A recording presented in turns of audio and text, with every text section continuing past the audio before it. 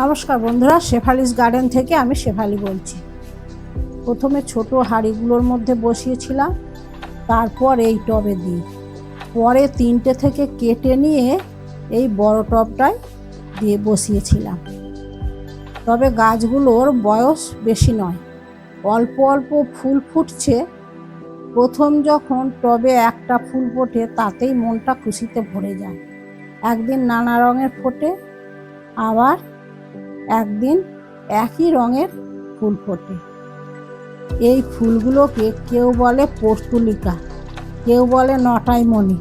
তবে এগুলো টাইম ফুল, টাইম হলেই ফোটে।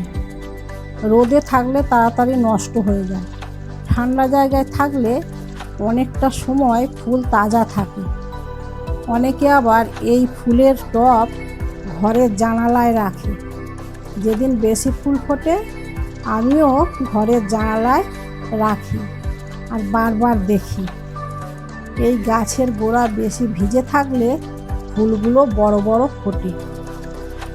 এই ফুল গাছে সর্ষের খোল পচা জল দিলে গাছ ভালো থাকে, আর জৈব সারের তরল দিলে গাছের রং খারাপ হয়ে যায়। তাই মাসে একবার সর্ষের খোল পচা জল দিই। যত ডগা কাটা হয় তত বেশি শাখা পোশাখা বের হয় এবং তত বেশি ফুল ফোটে। এইভাবেই গাছের পরিচর্যা করি। গাছে ফুল ভরে থাকে আর আনন্দে আমার মন ভরে থাকে। আমার ভিডিও ভালো লাগলে লাইক শেয়ার করবেন আর চ্যানেলটা সাবস্ক্রাইব করে দেবেন। নমস্কার, ভালো থাকবেন বন্ধুরা।